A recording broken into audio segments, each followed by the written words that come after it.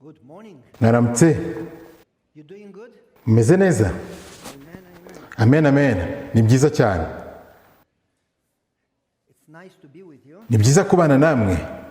I hope you are blessed. Nizera ko muhiriwe. I hope you enjoyed the meetings Ndizera mwarishimye aya materaniro. and everything. Ndetse no gusangira amafunguro ibintu byose kugirana ibihe n'inshuti zanyu n'imiryango yanyu. Rejoice the time that Twishimira iki gihe dufite. Ni byiza. None rero this subject. dutangira icyigisho cyacu hari icyo nshaka kuvuga. Give me one prophetic second. Mumpe akanya gato ko kwitegura yego. Reka turebe niba bikora. Birakora? Yego, Imana ishimwe.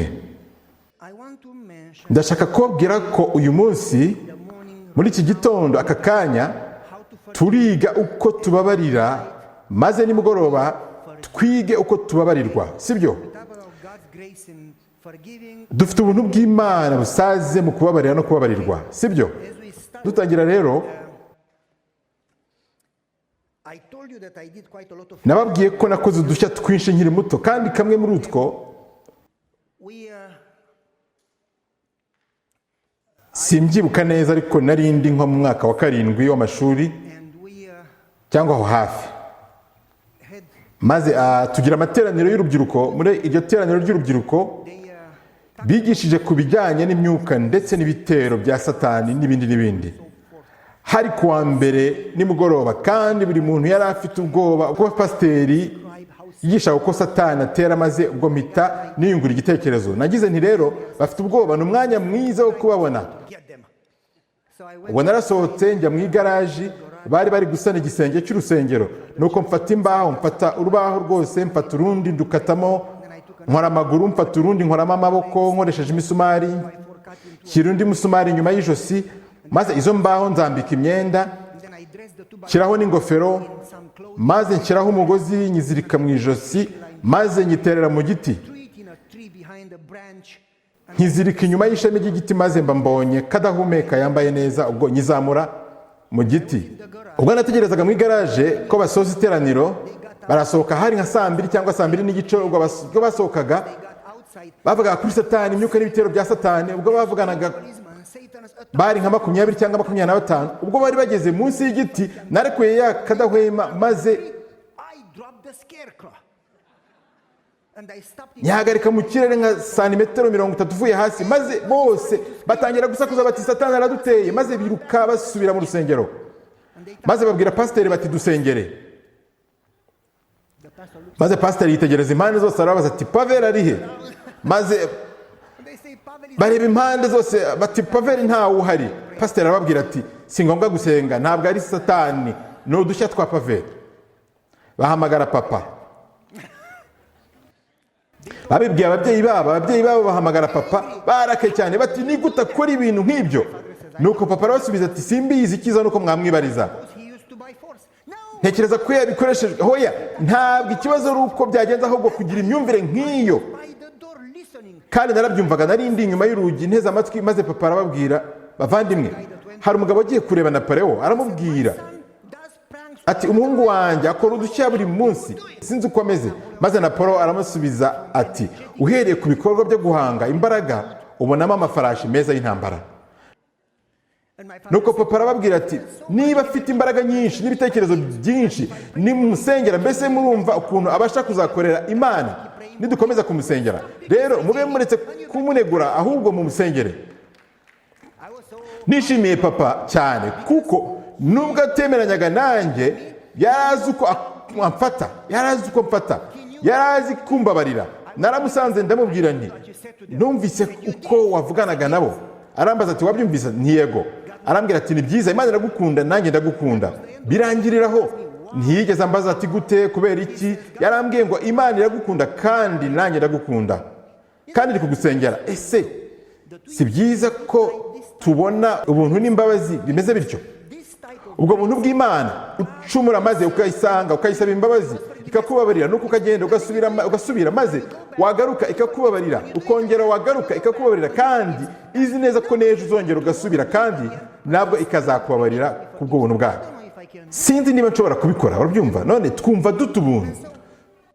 How tubufata gute ubuntu tubufata dute ni gute twumva imbabazi n'ineza n'ibambe kuko muri bibiliya inshuro nyinshi mu isezerano rya kera ndetse n'irishya bibiliya iravuga iti nishimira imbabazi. Ese murankurikira? Nishimira imbabazi ntabwo ari ibitambo. You follow me? I want mercy, not sacrifice. In fact, mu by'ukuri muri Yesaya havuga ko iyo musenga, iyo mugiye mu rusengero, mpindukiza umutwe hose kandi icyo nifuza ni imbabazi n'urukundo n'impuhwe. Iyo ukunda Imana uburyo ubyerekanamo ni uko ukunda mugenzi wawe. Niba Imana ikweretse imbabazi nawe ugaragaza imbabazi, niba Imana iguhaye imbabazi nawe utanga imbabazi. Niba utabikora ntabwo wigeze usobanukirwa n'ubuntu. Ibyo ufite byose ni ibintu by'idini gusa ariko bitagira umutima. Barabyumva? Muri ubwo buryo Petero asanga Yesu. Iyo nkuru turayizi. Nuko Petero ati, mwami, ni kangahe nzabarira umuntu nakomeza kunshumuraho kenshi? Ese hari abantu bakubabaza, abantu bakugiriye nabi, abantu bakubabaje rwose, abantu bagutera umubabaro? Ese hari umuntu hano byabayeho? Ntabwo mwumva ibyo mvuga. Murabyumva? Nta muntu wigeze mbabaza. Cyangwa ngiye kubabwira inkuru mbi. Igihe kimwe njye n'umugore wanjye twahoze dufite uruganda dukora imyenda, kandi twabonaga amafaranga menshi, hafi 40,000 cyangwa 50 ku munsi. Hari undi kandi wari ufite uruganda kandi ntagire icyo abona, yari yarahombye, maze agatekereza ko twiba. Hari ukundi dukora simbizi. Twagenzuraga impapuro zose bimeze neza. Aratekereza maze ahamagara abapolisi bashinzwe ubukungu mu gihe cy'abakomunisite muri Rumaniya. Muri icyo gihe iyo wahamagaraga abapolisi bashinzwe ubukungu, iby'ubucuruzi bwawe byabaga birangiye kandi ntitwongeraga kwisanzura. Ababwira ko twiba, hari ukundi tubigenza. Hanyuma arabahamagara abapolisi rero baje iwanjye badeba ibintu byose bahera mu gisenge ndetse bagera munsi bareba ibintu byose dukora, ariko ntabwo babonye n'igiceri na kimwe kitabazwe. Noneho bashoje ndavuga nti rero iyo mbaha impano mbere byajyaga kwitwa ko ntanze ruswa, ariko mbaha impano kugira ngo mumenye ko nzibahaye kubw'imiryango wanyu kuko nzi ko mubikeneye, njye mfite ibinsaze. Mbwira abapolisi ndashaka ko mujyanira imyenda abagore banyu n'abana banyu mukabashyira iyi ya siporo n'izimano. Mushoje mwambwiye ko byose nta kibazo, iyi ni impano y'ubuntu mbahaye. Maze baravuga bati, hari icyo tuzagukorera nawe. Nababwira nti ni byiza, ariko mu bitekerezo byanjye nkibaza nti mwankorera iki? Tujye kubwira wahamagaye ngo tuze kugusaka, kandi iyo tubona hari ikitagenda neza bari kugushyira muri gereza. Barambwira bati umuturanyi wawe yari umudivantiste w'umunsi wa 7 kandi mwarimbanye muri korali. Nuko mugore wanjye ati, n'umutindi. Ndamubwira nti reka dutuze tumureke, ntabwo asobanukiwe n'ubuntu bw'Imana. Hashize icyumweru umugore we yaje iwanjye arira, ambwira ati, dufite imyenda tutishyuye, ntabwo twishyuye inguzanyo y'inzu, ibintu byose bidushizeho, tugiye gufunga, turihebye pe. Ese ushobora kuduha akazi runaka kubera ko ufite byinshi? Nabahaye ibikoresho byo kwifashisha mu bucuruzi bwabo bifite agaciro karenga 170,000 ku buntu nk'Imana.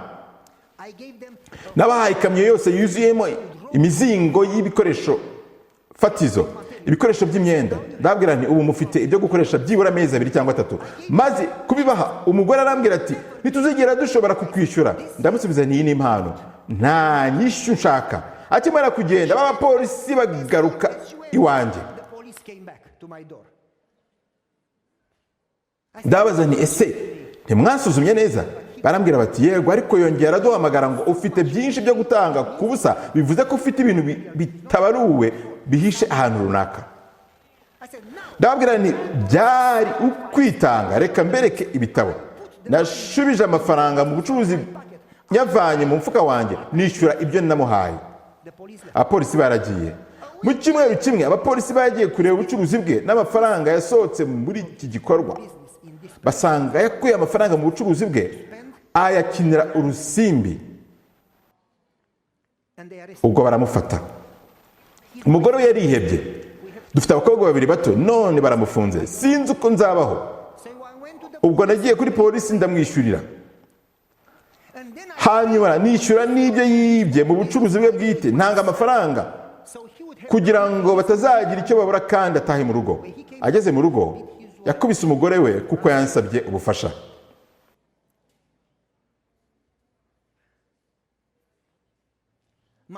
Njye n'umugore wanjye ubwo twaganiraga niba dukwiriye kumufasha cyangwa tutazongera, yagize ati uriya akwiriye gusubira muri gereza. Ndamubaza nti ese abakobwa be n'umugore we bazabaho bate? Nuko dukomeza kubiganira. Wese murumva uburyo abantu bamwe bumva ubuntu bw'Imana.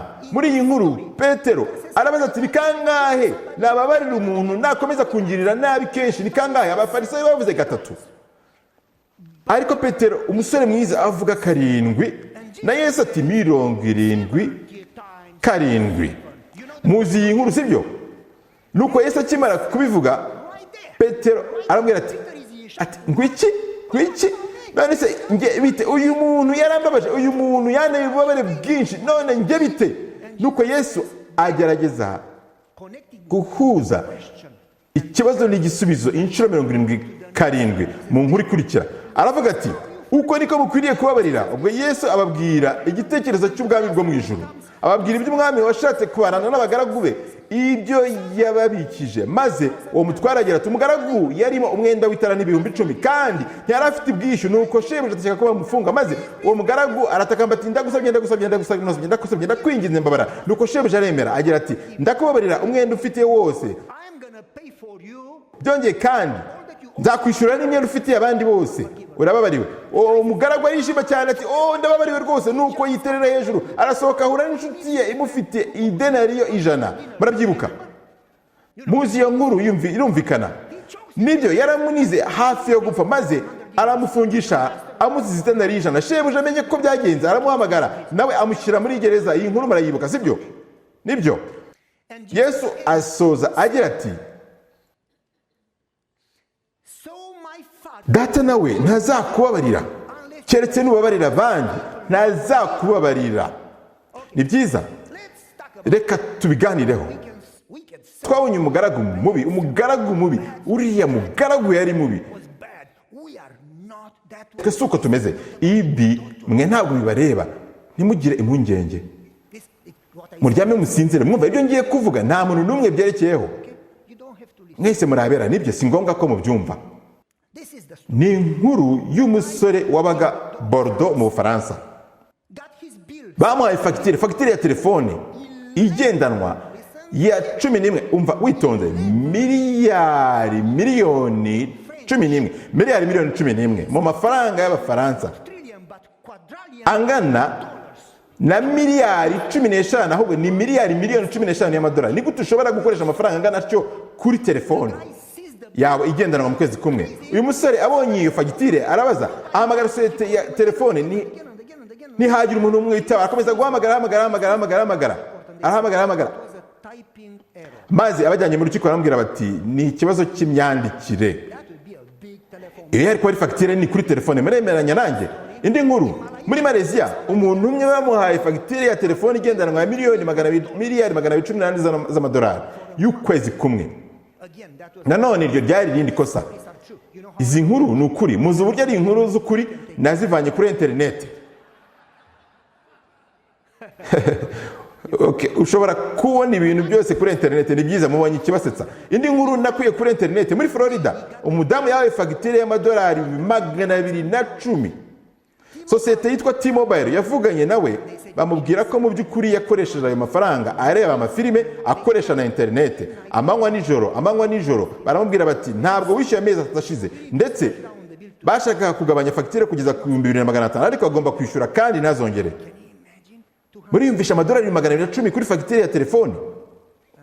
Ikindi gihe muri Canada umusore yabonye fagitire y'65, ahamagara sosiyete arababwira ati ibi si ukuri, mwakoze ikosa. Baramubwira bati iyi telefone uyimaranye ukwezi kumwe n'igice, wasomye amategeko n'amabwiriza, ntiwarebaga amakuru yo mu mahanga yose, niho hawe interineti idashira, ntabwo wabonye ibi n'ibi, hanyuma ugakoresha telefone amanywa nijoro wumva umuziki unareba filime, uhamagara ku isi yose, inshuti zawe zose mu migabane yose. Ese wari uzi ko dufite fagitire, ibiganiro wagize ndetse n'amakuru yose? Nuko bamwoherereza kopi ya fagitire, nuko baravuga bati ntabwo twakoze amakosa. mu by'ukuri twagabanije fagitire ya 85,600 nuko tuyishyira ku 65 ku bwawe. Nuko atangira kwinginga, nyamuneka ndabinginze, sinari mbizi ntibizongera kubaho. Bemera kumubabarira interineti yakoresheje yose, ariko bamwishyuza guhamagara. Rero yagombye kwishyura 3,243. Ngo bwari ubuntu bamugiriye, ariko inshuro imwe. Ndashaka ko mutekereza ibi ntibyari biri mu cyigisho. Iki ni igitekerezo cyanjye. Ndashaka ko mutekereza kuva ku 85,600 bakagera ku 3,200, maze agasohoka babariwe, agahura n'inshuti ati n'amakosa yawe uribuka, n'amakosa yawe uribuka, icyumweru gishize nari ntwaye imodoka maze yawe irapfa, mpagarara iruhande rw'umuhanda, uhamagaza telefone yanjye imodoka yo kukurura, maze ukoresha amasegonda 20 yose. Murabyumva? Ngiye guhamagara abapolisi bagufate, ugomba kwishyura ayo masegonda. Uwo ntiyaba ari umusazi? Yego, niko tumeze mu by'ukuri.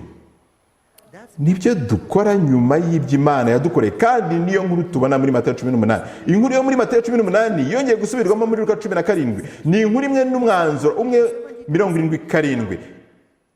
Inkuru ikomeza ivuga ku byerekeye umugaragu utababarira, ariko mbere y'iyo nkuru Yesu avuga ku byerekeye imbabazi, kandi Yesu avuga ko ugomba kubabarira ariko utagomba kurebera icyaha, kuko nurebera ibyaha bazakomeza kubikora, bongere babikore, bazakomeza guhemukira abandi no kwihemukira nabo, kuko bazabura agakiza. Yesu rero yagize ati ibyo nibiba mugomba kumera nk'abana, mubabarire kandi mugire kwizera. Ariko kandi se ni iyihe sano iri hagati yo kubabarira no kwizera? Ndizera ko tuza kubiganiraho. Mbabarira. Hanyuma Yesu ati shaka undi muntu mubasange mubaganirize. Kuki ukereye gushaka undi muntu cyangwa abantu babiri mujyana? Ntabwo ari abatangabuhamya gusa nk'uko tubitekereza, ahubwo Yesu yavuze ko impamvu ya mbere azabona ko bikomeye, kandi impamvu nimero ya kabiri, igihe ujyanye n'undi muntu ashobora kureba ko nawe utabogamye, kuko ushobora kugira uko wumva ibintu mugenzi wawe nawe akagira ukundi abyumva. Inkuru yose igira impande ebyiri, ibyo murabizi. Yesu rero yifuza ko hatabaho kubogama, ujyana n'umuntu udafite aho abogamiye. Ariko nyuma Yesu avuga ko tugomba kubabarira. Petero aramubaza ati kangahe mwami? Abafarisayo bavuga inshuro 3. Ese mbabarire ngeze 7? Ariko Yesu yavuze inshuro 77. Petero ati mwami, mwami, ibyo ntibishoboka. Uragira uti niko bimeze. Ku bijyanye n'ibyo Yesu yababwiye inkuru y'igisonga gikiranirwa mu gitekerezo cyavuzwe muri Luka 17. Ahubwo nyuma y'uko Yesu avuze ko babarira 77, baramubwiye bati mwami, twongerere kwizera. Kuki dukeneye imbabazi? Atari ukwakira imbabazi gusa ngo uzakire kubwo kwizera, ahubwo no gutanga imbabazi. Tuzabiganiraho. Kandi rero muri iki gice Yesu ababwira igitekerezo. Abafarisayo bakundaga kuvuga ko ugomba kubabarira inshuro 3. Ariko Yesu yaje gukuraho 77. Ariko Yesu avuga inshuro 7, ibyo ni 49. Nyuma y'imyaka 49, ku mwaka wa 50 habaga yubile, kandi wari umwaka w'imbabazi, ukababarirwa umwenda wose, ibintu byawe byose bikakugarukira, ugasubizwa byose, ibintu byose bikakugarukira. Iyo Yesu aza kuba yaravuze 7 inshuro 7 bingana 49. Ariko Yesu si byo yavuze 70 kuba 7 cyangwa inshuro 790. Arashaka kutubwira iki? Sinzi niba mubizi, ariko nakoze ubushakashatsi buke. Twabiganiriyeho, ariko turavuga kuri ubwo bushakashatsi mu kanya gato. Ndashaka kubanza kubereka ishusho y'uwo mwenda. Idenari imwe ni igarama enye z'ifeza. Uwo ni umushahara w'umusirikare ku munsi umwe. Se mwumvise ibyo mvuze? Idenari imwe yari iki? Umushahara w'igihe kingana iki? Umunsi umwe. Ntabwo nzi ko nabigereranya uyu munsi. Reka tuvuge ko umushahara w'umunsi umwe w'akazi ari amadolari 100 ubu. Abantu bamwe ntibayagezaho, abandi barayarenza bitewe n'akazi bakora.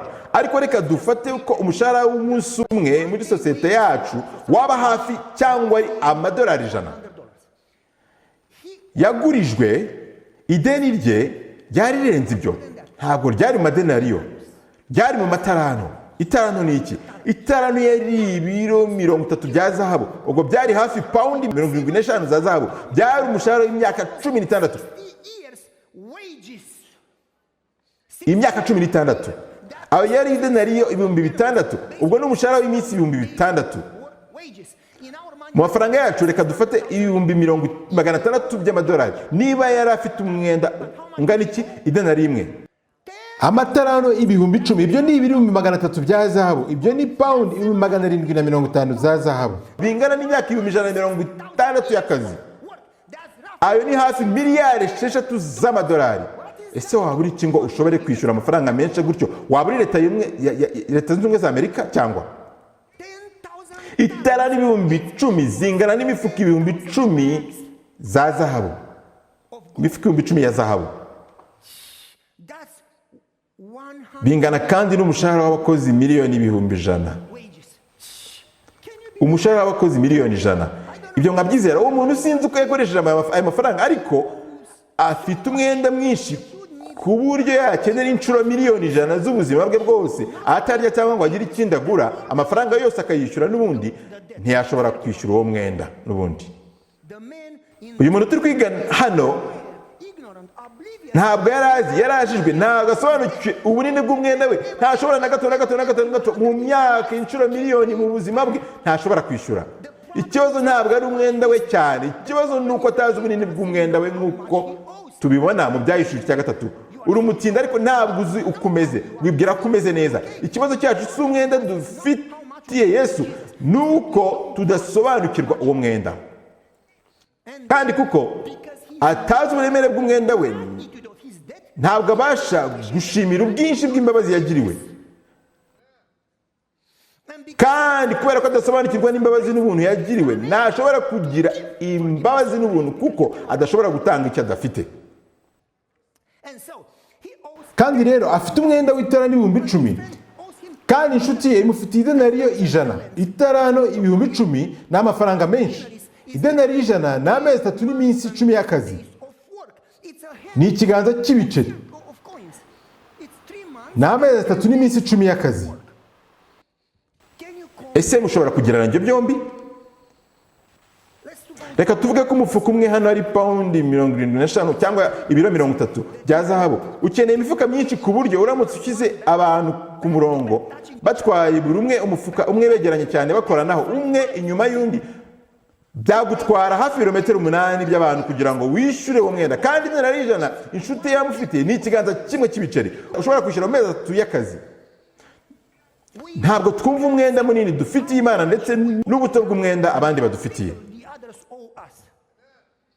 Ibyo ntabwo tubigeraho. Tubona gusa umwenda abandi badufitiye, ariko ntabwo tubona uwo tubereyemo Imana. Byongeye kandi ntabwo twumva uburyo twababariwe, kubw'ibyo ntidushobora kugirira ubuntu abandi. Buri gihe mbona amavisi cyangwa imisumari aho njya hose, nibyo mbona gusa. None Yesu yaje gukurahe umubare 77? Mu Isezerano rya Kera hari inkuru tuhabona Imana isanga Kayini, iramubwira iti wishe umuvandimwe wawe. Kandi Imana iramubwira iti Kayini, Imana iramubwira iti uzayishyura. Kandi Kayini abwira Imana ati mfite ubwoba. Yesu aramubwira ati umuntu wese uzagukoraho azabihorwa inshuro zingahe? Inshuro 7. Ibisekuruza bitatu nyuma, ubuvivi bwa Kayini witwa Lameki, uko avuga kose iryo zina mu Cyongereza, Lameki yica umuntu.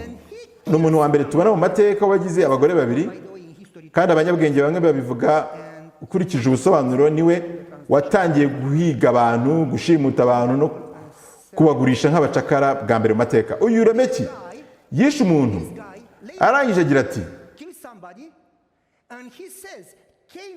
Kayini azahorerwa inshuro 7, naho njye nzahorerwa inshuro zingahe? 77. Kuva icyo gihe abafarisayo bashyizeho umugenzo. Ntabwo tuzi neza uwo mugenzo, ariko ubwo Yesu yavugaga ati inshuro 77, umuyuda wese yumvise icyo Yesu yerekezagaho. aha ni uwo mugenzo wavugaga ko ubabarira inshuro 3 Give up to 3 times. You ariko wihorera inshuro 490. to teach them. Yesu yashakaga kubigisha isomo kugira ngo batazabisubira, kandi Yesu arababwira ati niba mwihorera inshuro 490 mugomba no kubabarira inshuro 490. 90 times. Yesu yabigishaga ko urugero rwo kwihorera rutagomba kurenga urugero rw'imbabazi, Measure of forgiveness, but the other. ahubwo bagomba kubabarira cyane. You understand? Ese murumva aho icyo gitekerezo gituruka? Muri iyi nkuru iyo ugiye muri Luka 17, igihe Yesu yavugaga ngo 77, Petero yaramubwiye ati twongerere kwizera. Increase our faith. And Jesus said, well, if you have faith, Yesu aramubaza ati mwabasha kugira kwizera ku mwana n'akabuto ka senapi, mubasha kubwira igiti there are 2 stories. ntabwo ari umusozi. Hari inkuru ebyiri zivuga ku mbuto za senapi, imwe iravuga ngo mwabasha kugira kwizera ku mwana n'akabuto ka senapi, imwe ivuga umusozi, indi ikavuga ko mwabasha kugira kwizera ku mwana n'akabuto ka senapi mushobora kubwira igiti. Murabyibuka, iyo bavuze umusozi ibyo bijyana no kwizera, iyo bavuze igiti ibyo bijyana n'imbabazi, ntabwo ari kwizera. Nuko Petero ati ese birashoboka kubabarira inshuro 490? Mu by'ukuri Yesu ntabwo ashatse kuvuga ko nyuma y'inshuro 490 utagomba kongera kubabarira. Inshuro ya 490 rero mutababarira, One time you should kuko for them. kuri bo imibare yari ifite ibyishushanya ubusobanuro bukomeye. Abagabo 3 cyari ikintu gihamye, abagabo 6 byari gukomeza isezerano, abagabo 10 bagaragaza igipimo. Murankurikira, abagabo 12 bagaragaza urusobe n'ibindi. Mfite igitabo kivuga ku busobanuro bw'imibare mu Baheburayo, n'abagabo 7 bashushanyaga kuzuzwa, bisobanura kandi Fulfilled also means gusohoza ibyo ugomba gukora cyangwa igihe cyose bifata kugeza byuzuye. complete. Basically, Jesus Ahanini Yesu ntabwo yavugaga ko ugomba kubabarira 490 gusa, nta kindi kirenzeho, ahubwo ni ukubabarira mu gihe cyose bisabwa. Nk'igihe Eliya yasengaga inshuro 7, bivuze ko byashobokaga no kuba cyari igihe kirekire. Jesus says, Tugarutse ku nkuru yacu, Yesu ati listen, you should umva, ntimugomba kubabarira inshuro 3 cyangwa inshuro 7, ahubwo igihe cyose bisabwa. Petero arasubiza ati mwami, ibyo bisaba kwizera kwinshi, atari ukwizera gusa kuba babariwe, ahubwo kwizera gushoboza kubabarira cyane. Nuko Yesu as a master seed. asubiza neza ati mwabasha kugira kwizera ku mwana n'akabuto ka sinapi, mwabwira igiti kikarandurwa kigatabwa mu nyanja. Iyo Yesu akubabariye abijugunya he? Mu nyanja Mariana Trench, hanyuma agashyiraho ikimenyetso cyapa kivuga ngo hano ntihemewe kuroba.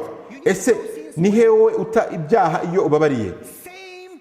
Naho nyine byongeye kandi igiti n'imizi yacyo, kuko urandura igiti uko cyakabaye. Aha Yesu yavugaga imbuto za sinapi. Ese hari uwabonye igiti cya sinapi? Igiti cya sinapi hari uwakibonye? Gigantic. Kirakura kikaba inganzamarumbo. Nakibonye muri Romarinda, kinini cyane. Nari nkwiye kubashyiriraho ifoto. Ntushobora kurandura icyo giti. Uko urushaho kukireka You live in bitterness. ntacyo ugikozeho, niko urushaho kubaho kubihirwa n'umubabaro no kutanyurwa. Uko iyo mizi ishorera mu buzima bwawe, ituma ubuzima bwawe burushaho kuba bubi. Kandi Yesu ati mugomba kurandura imizi y'igiti kikiri gito, ibi byose gusharira kose bigatabwa mu nyanja yo kwibagirana maze mugakomeza. Yego, ntabwo ari byo tugiye kwiga ubu ngubu, ahubwo tugiye gukomeza. Nuko Yesu Jesus says, arababwira ati should not be so eager. ntimukwiriye gushishikarira kwihorera, ahubwo mushishikazwe no kubabarira. Mubabarire mu buryo bwuzuye busesekaye, mwuzuye ubuntu n'ibambe, mubabarire nk'uko Imana yabababariye. Yesu ntavuga ko tugomba kubirenza amaso, kuko yababwiye ko ushaka undi muntu umwe cyangwa babiri, hanyuma mubasange muvugane, kandi nibumva Uwiteka ashimwe, nibatumva kandi mubafate nk'abapagani. Aho ashatse kuvuga iki? Mu muco w'Igiheburayo bagombaga gukunda abapagani, ariko nanone ntibagirane nab'imishyikirano. Rero ushyiramo imipaka kugira ngo bitongera kukubabaza cyangwa bakongera kubabaza abandi. Now listen, Murumva rero ko forgiving kubabarira ntabwo ari ukwihangana ukirengagiza. Urambabarira ariko nawe ugakira, umbabarira ariko kandi nawe ukire. Ariko nunyihanganira gusa uzaba uri mu bibazo. Ushobora kubabarira umuntu ndetse hafi ya byose, ariko ntugomba kwihanganira byose. Murankurikira?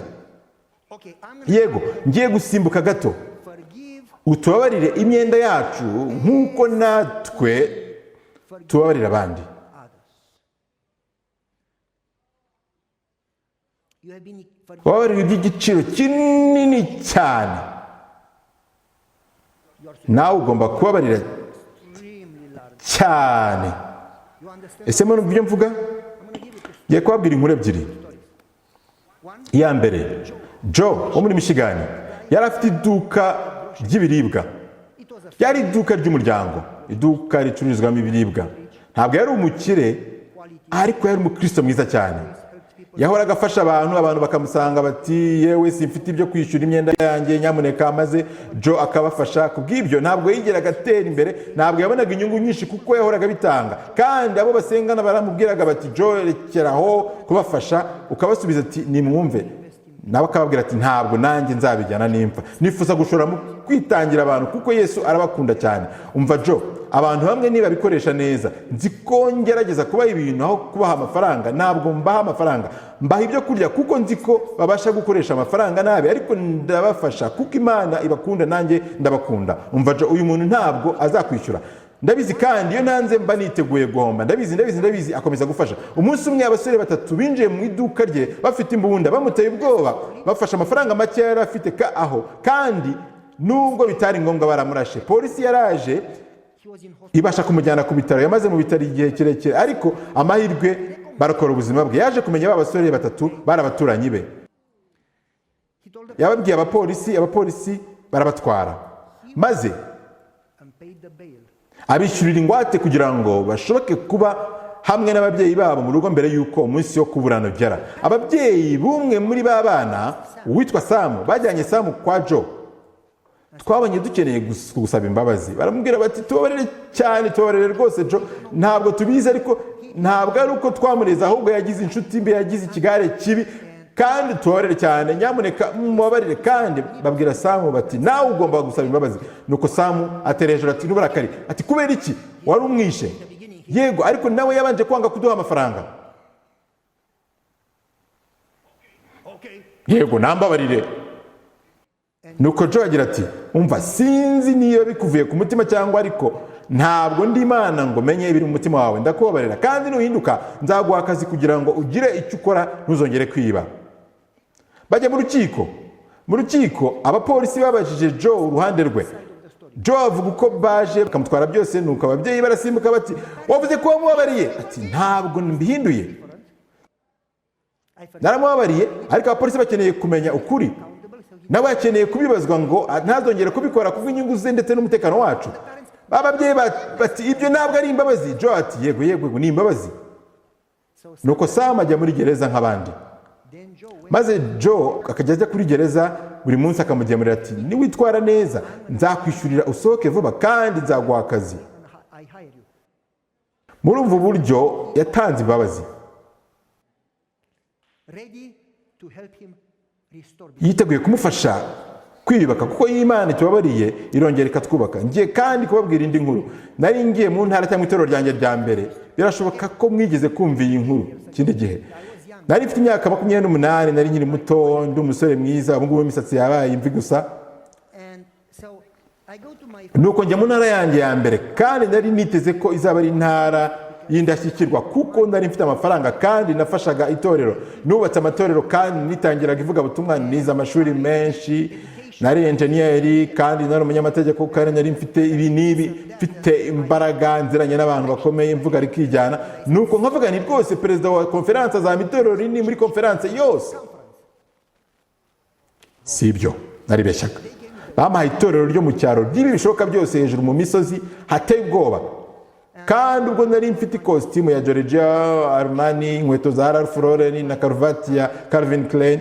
Ubwo rero tujya kuri gari ya moshi jye n'umugore wanjye, kuko batubwiye ko tutajyana imodoka, mufata imodoka ya rusange kuko imodoka yanyu yafatwa mu mabuye. Ndavuga nti nta kundi. Twageze kuri gari ya moshi turayifata, maze igenda isaha imwe, maze baratubwira bati ugomba gufata indi gari ya moshi, mugafata indi kuko iyi ntishobora kujyayo. Ndabaza nti muravuga iki? Nuko turagenda batubwira aho dufata indi gari ya moshi. Tuhageze mbona ni gari ya moshi ikozwe mu biti nk'izo muri filime za kera, kandi iyo gari ya moshi yaravucukucukucuku, mbega ikintu yemwe. Nuko ndavuga ni igitangaza. Ninjiye muri iyo gari ya moshi, numva meze nk'uwasubiye inyuma myaka 100. Nagezeyo maze imvura igwa iminsi 3 n'amajoro 3, nta kaburimbo yari ihari, byari ibyondo. Umugore wanjye yavuye muri gari ya moshi, yari nabuze aho gukandagiza inkweto za Ralph Lauren. Ntarashyira inkweto hasi, gari ya moshi itangira kugenda. Ati sohoka, ni ibyondo gusa, va muri gari ya moshi. ndamanuka nkanagera mu byondo, nteruye ikirenge inkweto ziguma mu cyondo ziteberamo, I was like, oh! mba nka oh. I said a few words. Navuze amagambo make ariko amagambo mabi. My wife says, calm. Umugore wanjye ati humura, ubu uri umupasitori. Leave me alone. Hindeka. She smiled. I said, Yaramwenyuye, ndamubaza nti urasetswe n'iki n'inkweto zanjye? she shook her head. Yazungije umutwe ati ndagusengera. I don't need your. Sinkeneye amasengesho yawe, urayakeneye cyane ahubwo. I could not say much. Ntabwo nashoboraga kuvuga byinshi kuko nashakaga kuryama mu cyumba, sinashaka kurara muri salo cyangwa mu ruganiriro. Naricecekeye rero. We go to the church. Nuko tujya ku rusengero, twumvaga duteganya ko byibuze badushimira buhoro ko twavuye ahantu heza tukaza mu bantu bameze batyo. My mind. Mu myumvire yanjye muri icyo gihe, murabyumva? And overall, Maze benshi baza bansanga, abantu boga rimwe mu mwaka kenshi muri Nyakanga iyo hashyushye, and they give me. maze bakamubera maze nkumva And I said, what? nuko ndibaza nti ariko ubu ndimo gukora icyaha ahantu. And the guy comes to me. Nuko haza umugabo aza ansanga, yari munini, afite uruhu rutukura, byari byoroshye kumusimbuka kuruta kumuzenguruka. And the guy comes. Yari munini cyane, aza ansanga, ati I am God. ndi Imana. I said, I am Pavel. Ni njye ndi Pavel. He says, I moved. Ati aha nahimiye abapasitori 17 bakubanjirije. You do what I say. Ukoze ibyo mvuze ugubwa neza, utabyumvise nzakoresha uko nshoboye, wirukanwe cyangwa wimuke cyangwa ufungwe. Yari yarakoreye KGB, abapolisi bashinzwe umutekano, yari umuhemu, yari Yuda. And I learned later. Kandi nyuma naje kumenya mbibwiwe n'abakristo b'iryo torero ko abantu bose batamwumviraga babyiciraga ako kanya, kandi ko umwaka wabanje bagerageje kutamutora nk'umukuru w'itorero mukuru. Icyabaye, The police. abapolisi baraje bafunga itorero, You don't have a church. arababwira bati nta mahitamo mufite keretse kumusubizaho. Bamusubizaho rero kuba mukuru w'itorero, kandi ntibongeye kubyereza kuko yari afite imbaraga nyinshi. So he comes to me and Nuko aransanga arambwira ati ibyiza ntugashake kundengaho. Ni byiza, ni byiza, ni byiza. Nyiri umwana umunsi ku ishuri bigishaga ubwoba, nari nasibye rero iryo somo sinaryize, kubw'ibyo ntabwo nzi iby'ubwoba, kandi papa yanyigishe ko abanyabwoba batazabona ijuru. because if Kuko iyo ufite Imana nzima ntutinya. no fear, if Nka Dawidi na Goliyati, unteye ufite inkota ariko njye ndagutera mu izina ry'Imana, but I come to you in the name ndagutera mu izina ry'Imana wasuzugwe kandi ugatuka. against, you know. Mu by'ukuri iyo ufite Imana kandi Imana ikaba ari nini, ntabwo ugira impamvu zo gutinya. Ikibazo kiba igihe udafite Imana cyangwa Imana yawe ikaba ari nto, ni ikibazo, aho ugomba gutinya. Igihe rero yambwiraga ati ndi Imana, I said, namusubije nti sinzi Imana iyo ariyo, ariko Imana yanjye ntabwo isa nawe. he was Yari asanzwe afite uruhu rutukura ariko yarushijeho gutukura, agira ati uvuze ngo iki? Naramubwiye nti not gonna repeat again. simbisubiramo kuko wabyumvise, kandi ntabwo nongera guta imbaraga zanjye ku bwawe. Yemwe He got. mu matwi ye havuye bisa n'umwuka ushyushye, I'm gonna. ati ngiye kukurangiza. Nanjye nti uri umwicanyi? He was. Can you? Ati urakomeje sha? Nanjye nti hoya, I was. nari muto ndi nk'umusazi, Now I would stay serious. nagombaga gukomeza kwihagararaho, ariko murabizi icyo gihe sinari nshoboye kwihagararaho. He got. Yarandakariye, atangira intambara yo kundwanya, yatangiye kohereza amabaruwa mu nama no muri konferanse no kuri polisi andwanya. Noneho mwibaze, mu mezi 3 yakurikiye yatumye ubuzima bwacu buba bubi ku buryo byatumye dusenga kuruta uko byari bisanzwe. Naje kubwira umugore wanjye nti kuki Imana yemeye ko ibi bimbaho koko? My wife said, Umugore wanjye yansubije ibintu bibiri gusa. Ahari ukeneye gukura kugira ngo wige gusenga no gukunda, cyangwa Imana yakuzanye hano to save him. kuko yari ikeneye kumukiza. Naramusubiza nti uriya ntashobora gukizwa ni Satani. Ni gute ushobora gukiza Satani? Nuko umugore wanjye aransubiza ati ntabwo wabimenya, ntashobora gukizwa. Noneho ubwo Imana yakuzanye hano ku bwawe. Because she Bibiri tubwira ko byose bibaho kubw'impamvu, happened for a reason. And she, kandi ati niba byarabaye bivuze ko Imana ifite impamvu. Ukeneye gukura. well, what? None ubwo ni iki gice nkeneye kwiga? Kumukunda. Ntabwo ari uwo gukundwa nyine, ahubwo iyo niyo mpamvu ugomba kumukunda.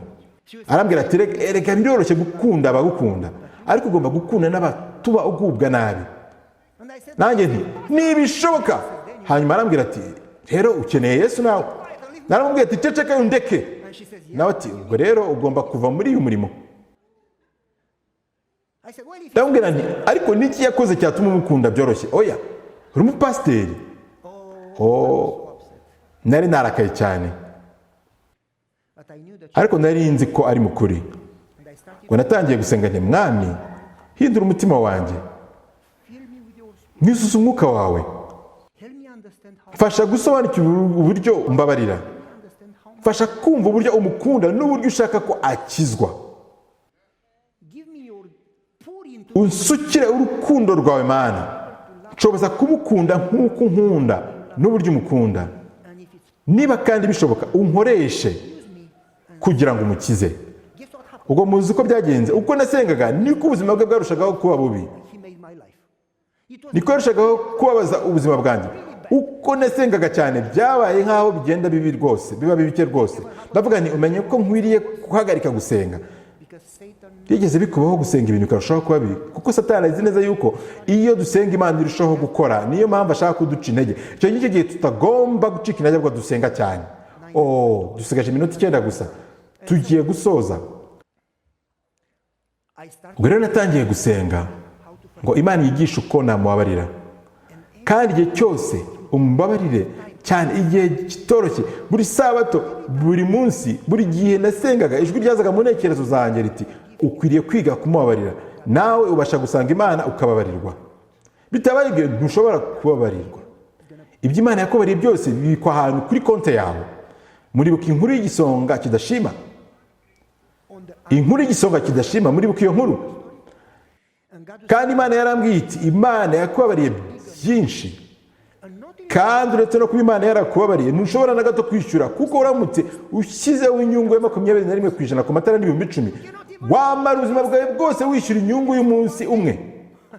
Ndi gukabya kugira ngo ntange igitekerezo. not only that Imana ntiyakubabariye gusa, ahubwo yababariye ibibi byose byahashize, atari ibyo yakoreye Imana gusa, ahubwo n'ibyo yakoreye abandi bose, ari iby'ubu ndetse n'ibyahazaza. Yabyishyuje amaraso ya Yesu ku musaraba, kandi inaguha ubugingo buhoraho. Ntabwo yishyuye gusa, ahubwo yanaguhaye kuzabaho iteka. Ibyo washobora ute kubyishyura rwose? Uyu muntu dusoma muri iyi nkuru ntiyarasobanukiye ku buryo listen carefully. agira ati nyumva neza, mbabarira nanjye nzakwishyura. Simbyumva neza, ariko That's the religion we have. iyo niyo myizerere dufite. Kumbabarira ni ubuntu, kandi no kubabarirwa nabyo ni ubuntu. Hanyuma agira ati nzakwishyura, ariko niba uzishyura ubwo si ubuntu, How can you get iyo ni imirimo. Niko dushobora guherwa ubuntu kandi ukazabwishyura. Murabyumva? forgive? Umbabarire nzakwishyura. Kubera ko adasobanukiwe uburyo ubuntu bukora, ntashobora kubabarira abandi. Murabyumva? Iyo wababariwe ntugomba kwishyura. Niba bigusaba kwishyura, izo si imbabazi. So it would come in. Rero icyaje mu bitekerezo byanjye ni iki? Ukeneye gusobanukirwa ubuntu, ugomba kumva uburyo Imana yakubabariye n'uburyo yenda kukugabira, kandi ugomba gukora nka Yesu ku musaraba. Data ubabarire. And I determined Ubwo ako kanya niyemeje ko ngiye kubikora ntitaye ku ngorane zirimo. Ndavuga ni mwami unshoboze icyo bisaba cyose. when I determined that Ubwo niyemezaga ko mubabariye ngakomeza nkamureka, I had no nta mahoro nari mfite. Nagiraga nti ariko yarambabaje kandi abisubiramo, kandi ntabwo yihana. Imana irambwira iti ntumubabarira kuko yihannye, uramubabarira kuko Yesu yakubabariye, kandi Yesu yagutegetse kumubabarira. and I Ubwo nasobanukiwe ko bisaba kwizera, atari ukugira ngo ubabarirwe gusa, ahubwo no kubabarirwa bisaba kwizera, kuko ukeneye gusobanukirwa ko mu kwizera Imana izakomora, kandi mu kwizera Imana izabana nawe. Ntabwo umuhamagaro wawe ari uguca imanza no kwihorera, ni umuhamagaro w'Imana, kandi Imana ntikeneye ubufasha bwawe, irakiranuka, izakora ako kazi neza. Ubwo nagize kwizera ndakomeza, kandi ndareka Imana ikora inshingano zayo, nanjye nkora uruhande rwanjye. Ndababarira mu kwizera ko Imana izamfasha kandi izabana nawe. and will deal with him. And as Nkimara gufata icyemezo naravuze ni mwami umfashe gukomeza. we had known Twari dufite inama ndanga, abakuru b'itorero, abandi yari umukuru w'itorero mukuru, barampamagaye bati none dukora iki? Ndabasubiza nti mwimbaza, ntabwo nkora politike, musenge. Erega twarasenze, ariko azi ko atagomba kuba umukuru w'itorero. Ni umunyagitugu, ni umudayimoni, ariko ntabwo ari umudayimoni, ni umuntu utazi icyo akora. none turakora iki? Narababwiye nti umva, mugomba kumukunda nibishoboka. Ndababwira nti namwe mukeneye gusobanukirwa n'ubuntu bw'Imana. Ariko pasiteri nta mahoro aguha. Ndavuga nti yego, ariko ndagerageza kumukunda. Nabasabye kumusengera. None mu matora tugomba gukora iki? Ndababwira nti mwimbaza musenge kandi mukora icyo Imana ibabwira. Imana yatubwiye kutamutora, ariko dufite ubwoba. Narababwiye nti niba mufite ubwoba ntimukwiye kugira itorero, urusengero mugomba kurufunga kuko n'Imana mwihagarariye nabi. Ntimugomba gutinya. None ishyaka rya gikomunisiti, narababwiye nti ibyo mubyibagirwe, Imana yangiruta ishyaka ry'abakomunisiti. Barateranye kandi twagize amatora kuri iyo sabato, ntibamutoye. Yarahagurutse ati wowe uyu munsi urajya muri gereza nawe. Ahita agira ikibazo cy'umutima maze agwa mu rusengero. Nyuma y'abaye indi minsi 5 arapfa. Ariko ntabwo iryo ari ryo herezo ry'inkuru. Herezo niri umugore wanjye yarambwiye ati genda umusure. Ndamusubiza nti nta kibazo. Ati genda umubwire ko umukunda. Nti nta kibazo.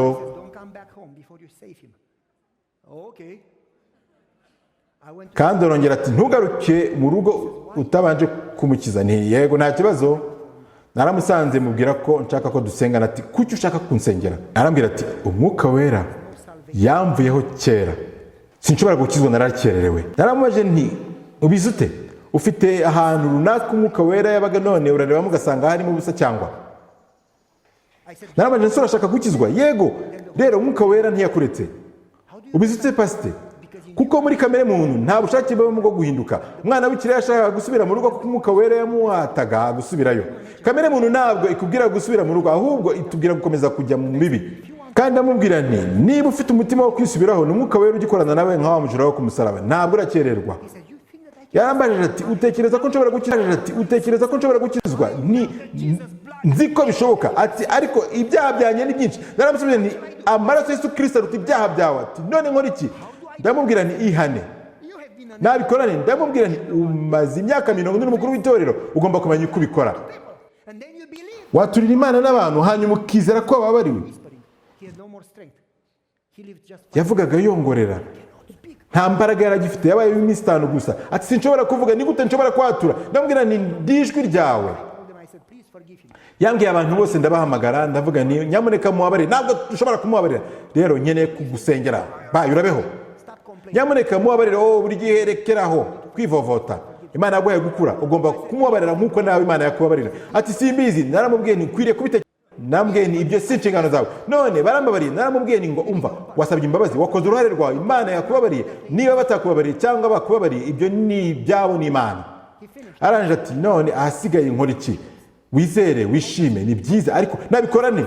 Naramubwiye ni bwira Imana uti mwami urakoze kubw'amaraso ya Yesu, ndababariwe, ndakizwa. Mwami nabyishyura gute? Ntabwo nabasha kwishyura ibyo nakoze niba uryo wambabariye. Mwami ndagukunda. Avuze icyo yatangiye kurira ati gira hafi. Ndibaza nese agiye kunkubita, ariko ndavuga ni nta mbaraga afite, nuko nigira hafi. Amfata amaboko aririra ku rutugu rwanjye ati Imana yagutumye hano kundeba. Arambaza ati se wakwemera kuzakora umuhango wo kunshingura? Neze kuvuga ni byanshimisha, ariko sinabikora. Yarapfuye. Murumva uburyo imbabazi zikora? Ni gute ushobora gusanga Imana niba utagirira abandi ubuntu nk'ubwo wagiriwe? Ugomba gusenga kugira ngo Imana iguhe imbaraga, kandi ukeneye gufata icyemezo mu kwizera. Ntugomba gufunga amaso ngo wirengagize. Yesu yabivuze neza mu gice cya 18 mu ntangiriro y'icyo gice. Ushake babiri mu musange bigufasha kumenya uko witwara imbere y'uwo waguhemukiye. Ariko mu gihe ukora ibyo, ukwiriye gukora uruhare rwawe mu kwizera, ukizera ko Imana izakora uruhande rwayo. Reka dusenge. Data uri mu ijuru, mbega ubuntu! Ntabwo twari kuzigera dushobora kwishyura. Mbese twari gushobora gute kwishyura amaraso ya Yesu yamennye ku musaraba? Ni gute twakwishyura ubugingo bwawe? Ni gute twakwishyura mwami? Ntabwo tuzigera dusobanukirwa ubwo buntu butangaje. Ariko mwami, uko dukomeza guhanga amaso yacu kuri wowe n'umusaraba wawe, n'ubuntu bwawe n'urukundo rwawe, uko uko ubikora turushaho gusobanukirwa, kandi niko twuzura imbabazi za Yesu, kandi uko turushaho gusobanukirwa niko Yesu wagura ubwo buntu no ku bandi. Turagusaba ngo twuzure urukundo rwawe kandi dufashe gusobanukirwa imbabazi n'ubuntu bwawe, dusenze mu izina rikomeye rya Yesu, amen.